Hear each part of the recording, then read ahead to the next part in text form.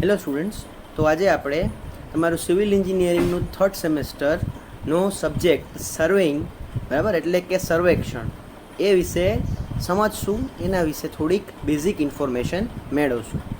પહેલાં તો તમને હું કહી દઉં કે સર્વેઇંગ એ જે છે બેઝિકલી એક પ્રેક્ટિકલ સબ્જેક્ટ છે, જેના ઉપર મોસ્ટલી તમે ફિલ્ડ વર્ક કામનું છે આપણું. એટલે સિવિલ એન્જિનિયરિંગનું એક આપણે એમ કહીએ ને તો કે કોર સબ્જેક્ટ છે.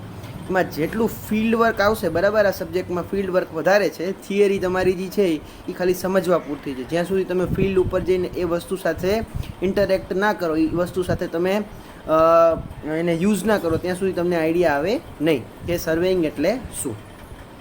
અને એમ કહીએ કે આ જે સબ્જેક્ટ છે એ મોસ્ટ ઇમ્પોર્ટન્ટ છે સિવિલ થર્ડ સેમિસ્ટર માટે, કારણ કે આની જે ક્રેડિટ છે એ છે ક્રેડિટ 9. તો 9 ક્રેડિટ પ્રમાણે આપણે આ સબ્જેક્ટને ટેલી કરવો પડશે. તો આજે હું તમને આ વિડીયો લેક્ચરમાં એની બેઝિક ઇન્ટ્રોડક્શન આપીશ કે સર્વેઇંગ એટલે શું, ભાઈ સર્વેઇંગનો યુઝ ક્યાં ક્યાં છે, સર્વેઇંગના ઇન્સ્ટ્રુમેન્ટ્સ કયા કયા હોઈ શકે, બરાબર. એટલે એ બેઝિક ઇન્ટ્રોડક્શન લેક્ચર ઉપરથી તમને થોડું ઘણું સર્વેઇંગ વિશે આઈડિયા આવી જશે. ચલો આપણે સ્ટાર્ટ કરીએ. સર્વેઇંગ એટલે શું? તો સૌથી પહેલાં આપણે જે ચેપ્ટર ટેલી કરવાનું છે એ છે ચેપ્ટર નંબર 1. એના તમારા જીટીયુમાં 7 માર્ક્સ, એટલે કે 7 માર્ક્સનું વેઇટેજ ચેપ્ટર નંબર 1નું છે. એમાં આમ જોઈએ તો ટોટલ આ એનું આખું સિલેબસ છે કે તમારે ટોટલ એમાં 7 ચેપ્ટર્સ ભણવાના છે. એમાં 7 ચેપ્ટર્સમાં જે પહેલું જે છે, બરાબર, એ પહેલાં યુનિટમાં 2 ચેપ્ટર્સ એકસાથે આવી ગયા. એમાં એક છે ઇન્ટ્રોડક્શન અને બીજું છે સ્કેલ. ત્રીજું છે ચેઇન સર્વે, કમ્પાસ સર્વે, લેવલિંગ. પાંચમું તમારું પ્લેન ટેબલ. અને જે લાસ્ટ છે એ છે ગ્લોબલ પોઝિશનિંગ સિસ્ટમ, એટલે કે જીપીએસ. લાઇન વાઇઝ એમના માર્ક્સ આપેલા છે. એટલે આપણે પહેલાં ને બીજા ચેપ્ટરના થઈને ટોટલ 7 માર્ક્સ છે. તો આપણે પહેલું ચેપ્ટર એમાંથી આજે ટેલી કરશું, એટલે કે ઇન્ટ્રોડક્શન, પ્રસ્તાવના, બરાબર. અને એમાંય કયા કયા ટોપિક છે, બરાબર, એમાંય ટોટલ 6 સબ ટોપિક છે ચેપ્ટર નંબર 1માં, ઇન્ટ્રોડક્શનમાં. સર્વેઇંગ છે, પછી એના પર્પઝ, પ્લાન અને મેપ કેને કહેવાય, એ કયા કયા સિદ્ધાંતો એટલે કે પ્રિન્સિપલ્સ ઉપર કામ કરશે, એના ડિવિઝન કયા કયા પડે અને એનું વર્ગીકરણ એટલે કે ક્લાસિફિકેશન કેવી રીતે કરવું. તો સ્ટાર્ટિંગ કરીએ કે સર્વેઇંગ એટલે શું. હવે સર્વેઇંગની વ્યાખ્યા વાંચવા કરતાં આપણે પહેલાં એને ફોટોગ્રાફ્સથી સમજવાની ટ્રાય કરીએ.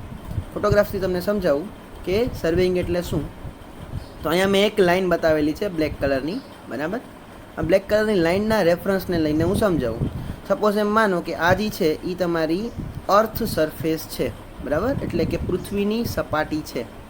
તો પૃથ્વીની સપાટીને રેફરન્સ ગણીને કોઈ પણ બિંદુઓની, બરાબર, પૃથ્વીની સપાટીને રેફરન્સ ગણીને કોઈ પણ બિંદુઓની કે કોઈ પણ પદાર્થની સ્થાન નક્કી કરવાની પ્રક્રિયાને સર્વેઇંગ કહે છે.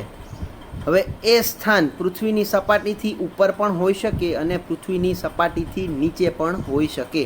જેમ કે તમે જોઈ શકો છો કે આ જે જગ્યાએ તમે ઊભા છો ત્યાંથી આ બીજું જે પોલ છે, બરાબર, અથવા તો જે રોડ રાખેલો છે, બરાબર, સ્ટીલનો એક રોડ રાખેલો છે, થાંભલો જે રાખેલો છે એ ઊંચાઈએ આવેલો છે.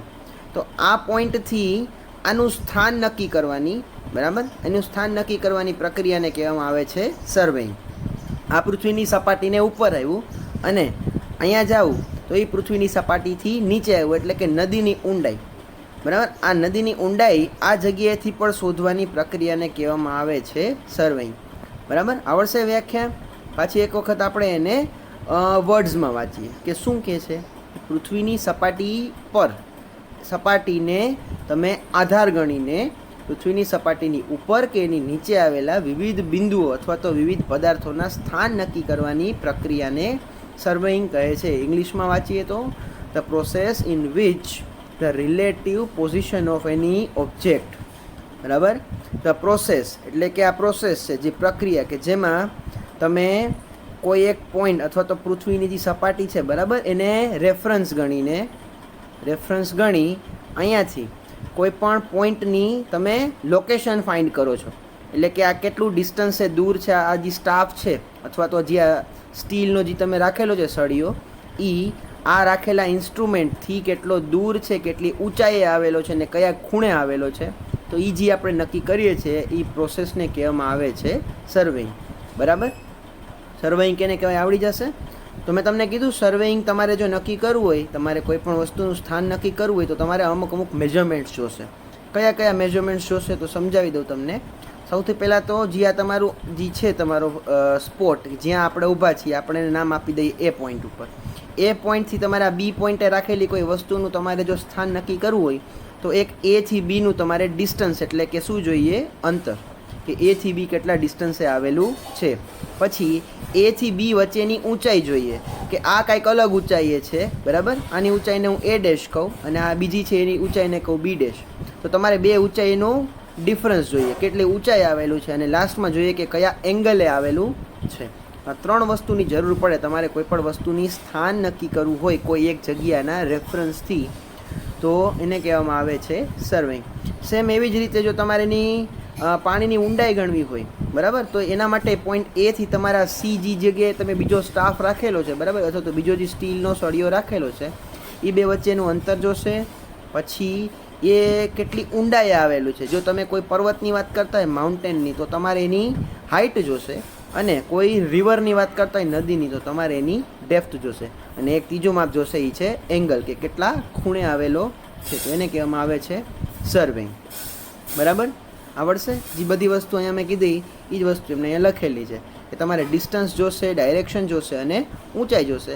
આપણે એને લિનિયર અને એંગ્યુલર મેઝરમેન્ટ તરીકે ઓળખીએ છીએ, એટલે કે રેખીય અને કોણીય માપ તરીકે ઓળખીએ છીએ. ચલો હવે આપણે જોઈએ એ ડેફિનેશન નંબર 2 કે લેવલિંગ કેને કહેવામાં આવે છે. લેવલિંગ એટલે શું? તો કે લેવલિંગ એક સર્વેઇંગનો જ એક ભાગ છે, બરાબર.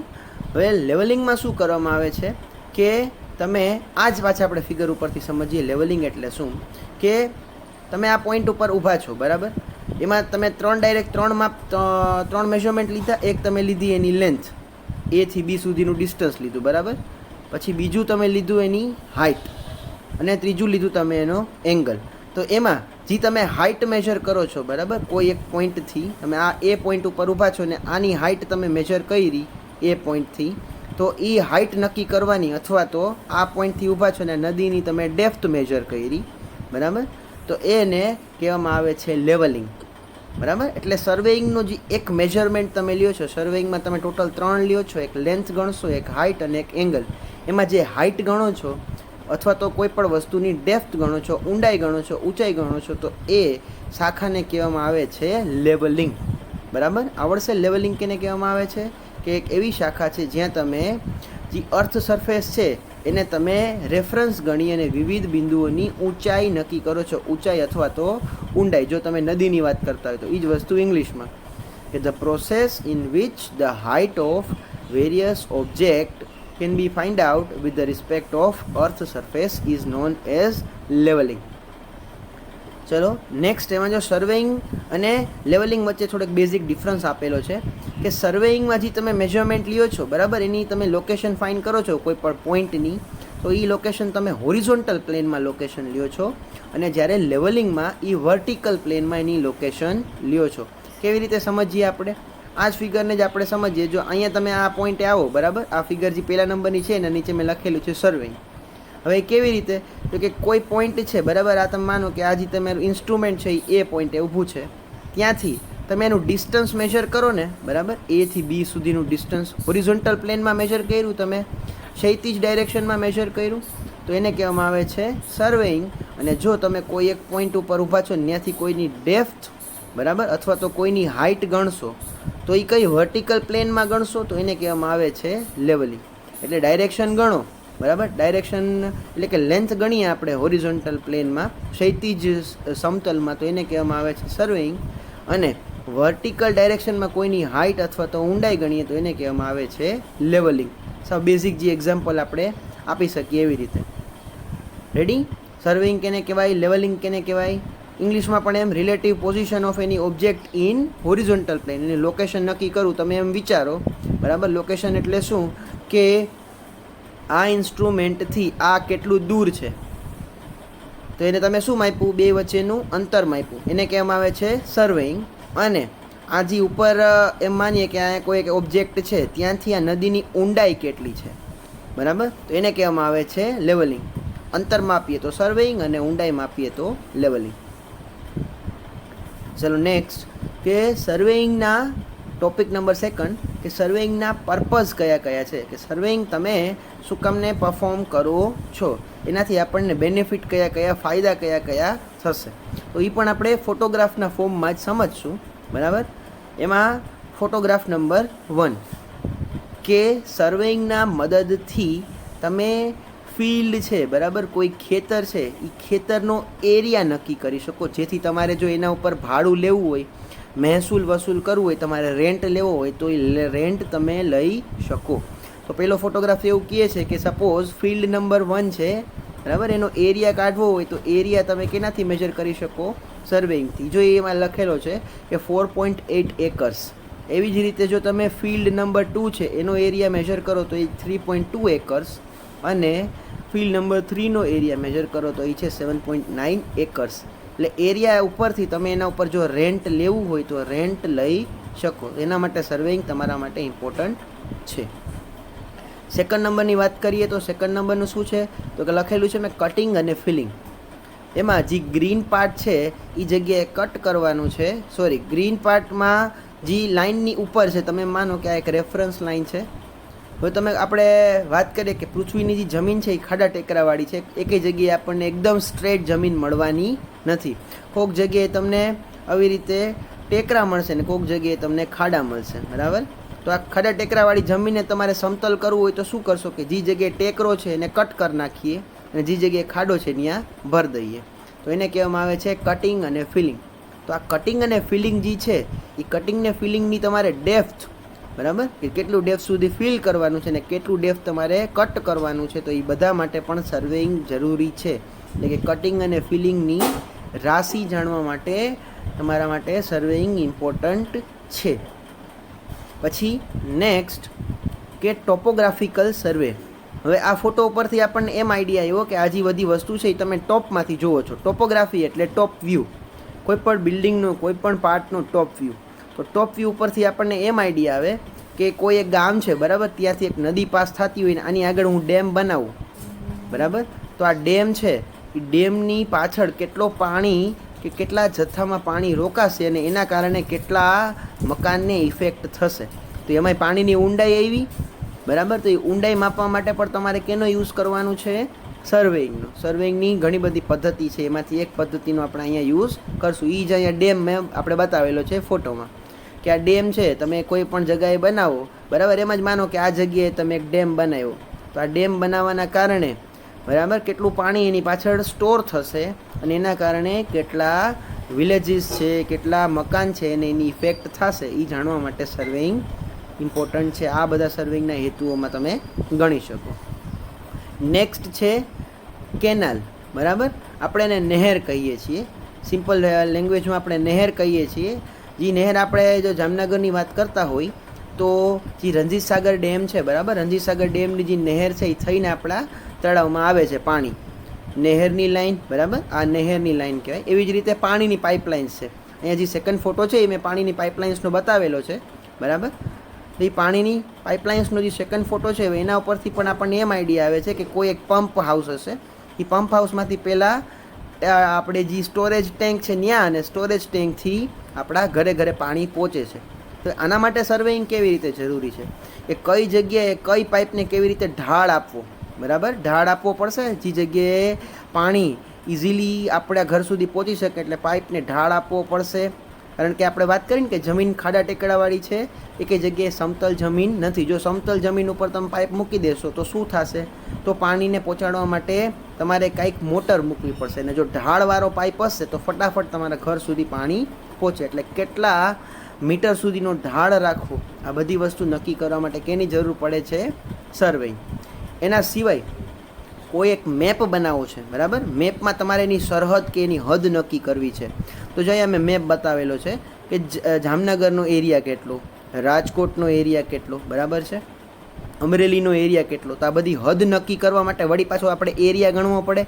એરિયા માટે શું ગણવું પડે? લંબાઈ અને પહોળાઈ. તો લંબાઈ અને પહોળાઈ આપણે સર્વેઇંગના મદદથી ગણી શકીએ, બરાબર. તો આ બધા જ હેતુઓ સર્વેઇંગના કહી શકાય, બરાબર. કયા કયા? સૌથી પહેલાં કે કોઈ એક ફિલ્ડ છે, ખેતર છે, એ ખેતરનો એરિયા ગણી અને મહેસૂલ વસૂલ કરવા માટે. પછી તમારે કટિંગ અને ફિલિંગ માટે કોઈ એક જમતલને તમારે સપાટ એટલે કે પ્લેન બનાવી છે, તો જેટલો પાર્ટ તમારો ટેકરો છે, બરાબર, જેટલો હિલી પાર્ટ છે, હિલી પાર્ટને કટ કરવાનો અને જે જગ્યાએ તમારું ડેપ્રિસિએશન એટલે કે ખાડો છે એ ખાડામાં બુરવાનું અને આખા એક રોડને એક લેવલે બનાવવાનું.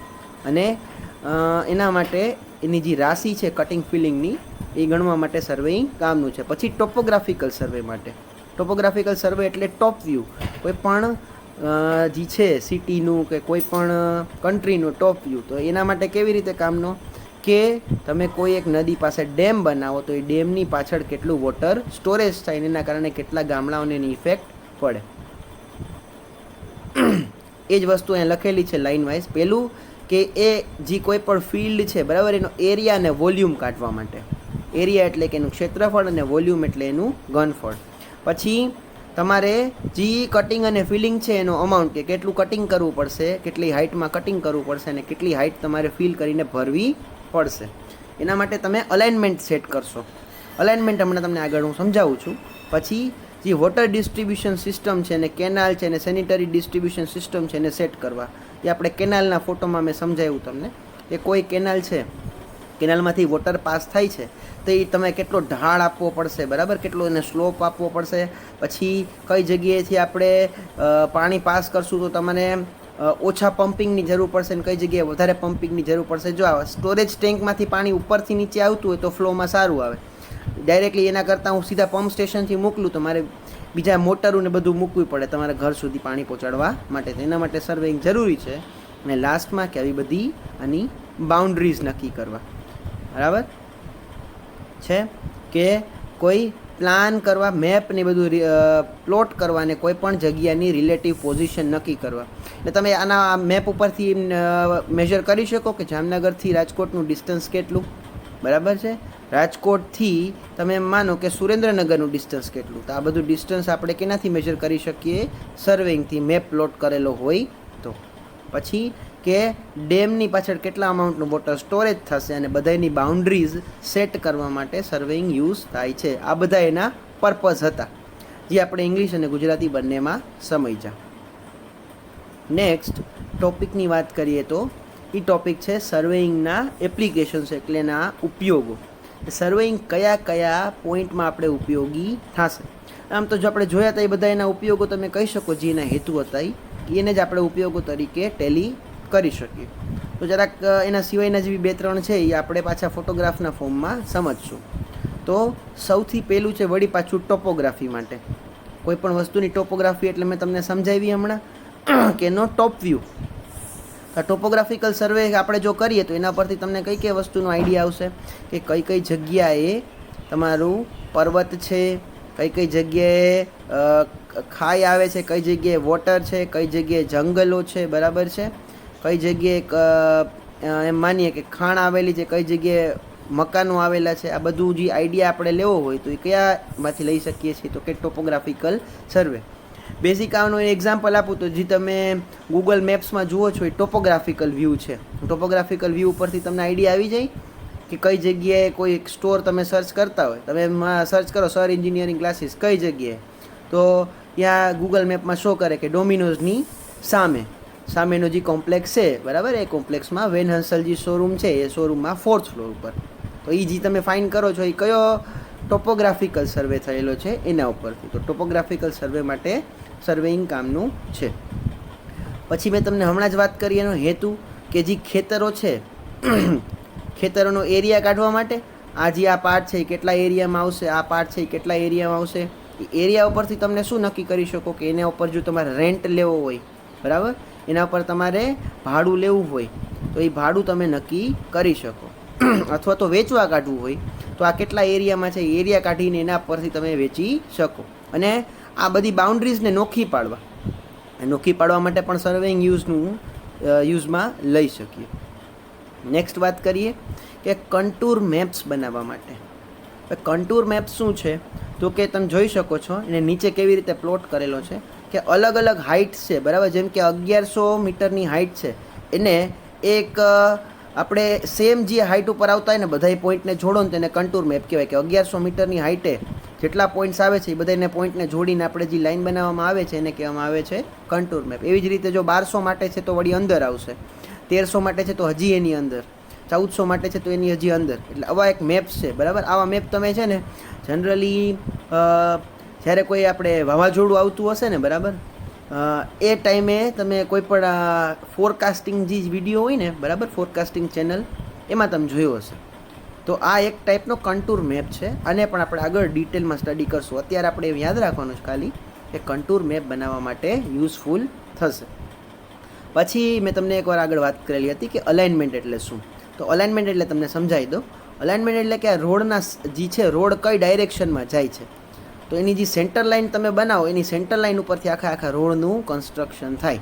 તો રોડ છે, એવી જ રીતે રેલવે છે, બરાબર, એ બધા એની માટે તમારા શું પહેલાં ફાઇન કરવું પડે, શું બનાવવી પડે, એની અલાઇનમેન્ટ. અને અલાઇનમેન્ટ કેને કહેવાય? તો કે એની સેન્ટરમાંથી જે લાઇન પાસ થતી હોય એ. તો આ સેન્ટર લાઇન બનાવવા માટે, બરાબર, આ જે સેન્ટરની જે વચ્ચેની લાઇન છે એ બનાવવા માટે, એને લેવલ કરવા માટે, એને એક સરખી સમતલ બનાવવા માટે સર્વેઇંગની જરૂર પડે છે. નેક્સ્ટ ઉપયોગો જોઈએ તો વોટર સપ્લાયની લાઇન મેં તમને હમણાં સમજાવ્યું આની પહેલાં કે કઈ પાઇપલાઇનને કેટલો ઢાળ આપવો, કઈ પાઇપલાઇનને સ્ટ્રેટ રાખવી તો તમારા ઘર સુધી પાણી ઇઝીલી પહોંચી શકે ને કોઈ એક્સ્ટ્રા પંપની કે કોઈ એક્સ્ટ્રા બીજા સાધનની જરૂર પડે નહીં. નેક્સ્ટ વાત કરીએ તો નેક્સ્ટ છે આ વોટર સપ્લાયની જે સરફેસ છે, બરાબર, એમ માનીએ કે અહીંયા તમારી પાણીની નદી ભરાવેલી છે, આ નદી છે તમારે, અહીંયા સુધી નદી તમારી ભરેલી છે અને નદીની નીચે આ એરિયા કેવો છે, બરાબર. આ એરિયા નક્કી કરવા માટે તમારે સર્વેઇંગ યુઝફુલ થશે. તમે અહીંયાથી ડેપ્થ ગણતા જાઓ, અહીંયા આ હાઇટથી તમે ડેપ્થ ગણતા જાઓ, આ 2 મીટર છે, આ 3 મીટર છે, આ 4 મીટર છે, તો એની નીચે જે કેવો સરફેસ છે એ આપણને આઈડિયા આવી જાય. આને એક્ઝામ્પલ તરીકે તમને સમજાવું તો એમ માનો કે અહીંયા કોઈ એક બોટ કે કાંઈ ડૂબેલું પડ્યું છે, બરાબર, આ બોટ ડૂબેલી અહીંયા પડી છે, તો આ પોઈન્ટથી તમે એની હાઇટ ગણતા જાઓ, તમને આઈડિયા આવી જાય કે નીચે બોટ કે એવું કંઈક છે. અને નીચેનું જી પણ પોઈન્ટ કે જી પણ જેવી રીતે આનું શેપ બનતો એ બધો શેપ તમે સર્વેઇંગની મદદથી ગણી શકો અથવા તો એની મદદથી આપણે ડ્રો કરી શકીએ. નેક્સ્ટ વાત કરીએ આ ફોટોમાં તો 2 પોઈન્ટ બનાવ્યા છે મેં. એક પોઈન્ટ છે એ અને બીજો પોઈન્ટ છે બી. તો આ એ થી બી સુધીનું ડિસ્ટન્સ નક્કી કરવા, બરાબર, એનું સ્થાન નક્કી કરવા, એ કેટલી ઊંચાઈએ છે, એ થી બી કેટલું ઊંચું છે, કેટલા એંગલે આવેલું છે, એ બધી વસ્તુ નક્કી કરવા માટે સર્વેઇંગની જરૂર પડે છે. પછી નેક્સ્ટ કેના માટે જરૂર પડે છે? તો કે મિલિટરી માટે, બરાબર. મિલિટરી માટે કેવી રીતે જરૂર પડે કે મિલિટરીમાં સપોઝ કોઈને કઈ જગ્યાએ સેના રાખવી, કઈ જગ્યાએ એમને કોઈ મશીન ગન કે કોઈ તોપ રાખવી, બરાબર. તોપ તો નહીં, આપણા કેસમાં જે ટેન્ક છે, બરાબર, અત્યારે તો ટેન્ક આવી ગયા છે, ટેન્ક્સ રાખવા, કઈ જગ્યાએ ફાઇટર પ્લેન રાખવા, એટલે એનું જે મિલિટરી સેટઅપ કરવું હોય આખું મિલિટરી સેટઅપ માટે પણ સર્વેઇંગ જરૂરી બને.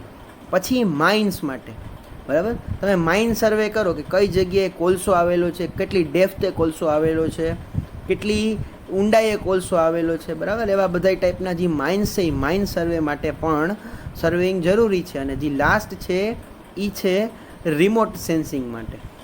રિમોટ સેન્સિંગ એટલે શું? તો કે અહીંયા તમે જોઈ શકો છો કે જે સન છે, સનલાઇટ પડી, સપોઝ આ સનલાઇટ અહીંયા ગ્રાસ ઉપર પડી અને ગ્રાસ ઉપરથી રિફ્લેક્ટ થઈને એ સીધી કોને કેપ્ચર કરી લીધી? સેટેલાઇટે. તો સેટેલાઇટ ઉપરથી ડાયરેક્ટલી આપણને આઈડિયા આવી જાય કે અહીંયા છે એ ગ્રાસ છે. પછી સનલાઇટ છે અહીંયા કોઈ એક બિલ્ડિંગ ઉપર પડી અને ત્યાંથી રિફ્લેક્ટ થઈને કોને કેપ્ચર કરી લીધી? તો કે સેટેલાઇટે. તો સેટેલાઇટે સીધું કહી દીધું કે આટલા ડિસ્ટન્સે આપણો એરિયા આવેલો છે. તો આને કહેવામાં આવે છે રિમોટ સેન્સિંગ. તો આ બધા જ પોઈન્ટ્સ કે આ જેટલા મેં પોઈન્ટ અહીંયા મેન્શન કરાવ્યા એ બધા જ માટે સર્વેઇંગ એ ઇમ્પોર્ટન્ટ પોઈન્ટ કહી શકીએ, બરાબર. જે મેં કીધું અહીંયા લખેલું છે એણે લાઇન વાઇઝ. સૌથી પહેલાં શું લખ્યું છે કે ટોપોગ્રાફિકલ મેપ બનાવવા, જેમાં તમે નદીઓ બતાવી શકો, પર્વત, ટેકરી, બધું બતાવ્યું આપણે. નદીઓ, પર્વત, ટેકરી જે છે અહીંયા બતાવી દીધું. પછી કઈ જગ્યાએ મકાન બનાવવામાં આવેલા છે, કઈ જગ્યાએ જે અંડરગ્રાઉન્ડ વોટર છે, આ અંડરગ્રાઉન્ડ વોટર એ કઈ જગ્યાએ નદીને મળશે, એ બધી વસ્તુ આપણે બતાવી હોય તો ટોપોગ્રાફિકલ મેપ બનાવશું. પછી તો કે ખેતરો અને પ્લોટની બાઉન્ડ્રી દર્શાવતા કેડેસ્ટ્રીયલ મેપ. તો આ જે મેપ છે ને કેડેસ્ટ્રીયલ મેપ પણ કહી શકાય. એની બાઉન્ડ્રી બતાવે છે. આ બાઉન્ડ્રી ફિક્સ, આનો એરિયા જે હોય, સપોઝ કેટલા એકર હોય કે જેટલા મીટર સ્ક્વેર હોય કે જેટલા ફૂટ સ્ક્વેર ફૂટ હોય, આ બધા એરિયા નક્કી કરવા માટે યુઝ થાય છે. પછી કે જી ડેમ અને કેનાલ છે, બરાબર, ડેમ ને કેનાલ, આ કન્ટુર મેપ જે મેં બનાવ્યો અહીંયા, બરાબર, આ કન્ટુર મેપ ઉપરથી તમને એનો બેઝિક આઈડિયા કે કઈ જગ્યાએ ડેમ બનાવવું, કઈ જગ્યાએ, એટલે ટૂંકમાં કઈ હાઇટ ઉપર ડેમ બનાવવો સહેલો રહેશે આ કન્ટુર મેપ ઉપરથી. આપણે કન્ટુર મેપ આગળ ટેલી કરશું વ્યવસ્થિત ત્યારે આપણને બધું આઈડિયા આવશે. અત્યારે આપણે એમ યાદ રાખવાનું ખાલી કે કન્ટુર મેપ બનાવવા માટે યુઝફુલ છે. પછી અલાઇનમેન્ટ. અલાઇનમેન્ટ એટલે શું? તો કે જ્યાં રોડની સેન્ટર લાઇન થાય છે એ રોડની સેન્ટર લાઇનને આપણે સેટ કરવા માટે પહેલાં સેન્ટર લાઇન બને એની પછી આજુબાજુનો રોડ બને, તો એ રોડ માટે કામનું અને રેલવે માટે કામનું, એને કહેવાનું અલાઇનમેન્ટ. પછી વોટર સપ્લાય ને સેનિટરી પાઇપને કેટલો સ્લોપ આપવો, બરાબર, કેટલી ઢાળ આપવો, એના માટે કામનું છે. પછી જે અનઇવન સરફેસ છે વોટરની નીચે, આપણે જોયું વોટરની નીચે બધી અનઇવન સરફેસ છે, તો આને પ્લોટ કરવા માટે પણ તમારું જે સર્વેઇંગ છે એ કામનું છે. પછી કોઈ પોઈન્ટ એ થી પોઈન્ટ બી સુધીનું ડિસ્ટન્સ, એની હાઇટ અને એનો એંગલ, આ બધી વસ્તુ મેજર કરવા માટે સર્વેઇંગ ઇમ્પોર્ટન્ટ છે. પછી મિલિટરી પર્પઝથી, લશ્કરી પર્પઝથી પણ એ ઇમ્પોર્ટન્ટ છે. પછી કોઈ માઇન્સ, જે માઇન છે, બરાબર, જે ખાણો છે, એમાં આપણે જામનગરની વાત કરીએ તો બોક્સાઇટ કેટલી ડેપ્થે આવેલું છે, કોલસો કેટલી ડેપ્થે આવેલો છે, અથવા તો કેટલા ડિસ્ટન્સે આવેલો છે, એના માટે. અને લાસ્ટમાં છે રિમોટ સેન્સિંગ. રિમોટ સેન્સિંગમાં તમને સેટેલાઇટ થ્રુ બધી વસ્તુ આઈડેન્ટિફાઈ કરી શકો. આટલી વસ્તુ એના પર્પઝમાં આવશે, આટલી વસ્તુ એના એપ્લિકેશનમાં આવશે, બરાબર. મિલિટરી પર્પઝથી રિમોટ સેન્સિંગ, આ બધી વસ્તુ મેં તમને ફોટોગ્રાફના ફોર્મમાં સમજાવી. અને પછીનો આપણે ટૉપિક સમજવાનો ટ્રાય કરીએ તો પછીનો ટૉપિક છે એ છે પ્લાન અને મેપ વિશેનો બેઝિક ડિફરન્સ, કે પ્લાન કેને કહેવાય અને મેપ કેને કહેવાય. બેઝિકલી આપણને અત્યાર સુધી એટલું તો આવી ગયું કે બીડીમાં આપણે સમજી જતા કે પ્લાન કેને કહેવાય. બિલ્ડિંગ ડ્રોઈંગ જ્યારે આપણે થોડું સ્ટડી કરેલું, બરાબર, લાસ્ટ સેમિસ્ટરમાં, ત્યારે આપણે એમ સમજી હતું કે પ્લાન કેને કહેવાય. પ્લાન એટલે કે તમારા કોઈ પણ બિલ્ડિંગનો ટોપ વ્યૂ, તમે એનો ટોપ વ્યૂ જોવો એને કહેવામાં આવે છે પ્લાન. અને મેપ કોને કહેવાય? તો કે મેપ કંઈ બિલ્ડિંગનો ના હોય. મેપ હોય ને કોઈ એક એરિયાનો હોય, બરાબર, કોઈ એક રાજ્યનો હોય, કોઈ એક ડિસ્ટ્રિક્ટનો હોય, કોઈ એક કન્ટ્રીનો હોય, અને કોઈ એક કોન્ટિનેન્ટનો પણ હોઈ શકે, બરાબર, કોઈ એક ખંડનો પણ હોઈ શકે. તો એ વસ્તુ આપણે સમજીએ અહીંયા એ કેને કહેવામાં આવે છે. આ જે છે પહેલો બનાવ્યો છે એ છે પ્લાન, અને આ જે છે એ છે મેપ. તો બેઝિક ડિફરન્સ શું તમને આઈડિયા આવે છે? સ્કેલ કેમાં વધારે હશે ને સ્કેલ કેમાં ઓછો હશે? પહેલાં તો તમને સમજાવી દઉં સ્કેલ એટલે શું. કે જે તમારી ફૂટપટ્ટીની સ્કેલ છે, બરાબર, એમાં મેક્સિમમ તમારે 15 સેન્ટીમીટર આવે. તો તમે કાંઈ 15 સેન્ટીમીટરથી આ માપ મારે બતાવવા હોય, બરાબર, તો એના માટે મારે બેયના માપને થોડુંક ચેન્જ કરવું પડે. અને 15 સેન્ટીમીટરના માપમાં મારે કન્વર્ટ કરવું પડે. કન્વર્ટ એટલે કેવી રીતે? કે 1 સેન્ટીમીટર બરાબર 1 મીટર મારે લખવું પડે.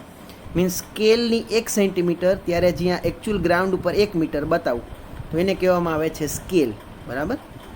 તમે જે ઇલેક્ટ્રિસિટીનો પોલ છે એ તમે તમારી બુકમાં આખો બતાવી ન શકો, એટલે તમારે એને શું કરવું પડે? સ્કેલ દેવું પડે. એ આપણે બીડીમાં થોડુંક સમય જતા. તો સ્કેલ વાઇઝ બે વચ્ચે શું ડિફરન્સ છે આ બે પ્લાન અને મેપમાં?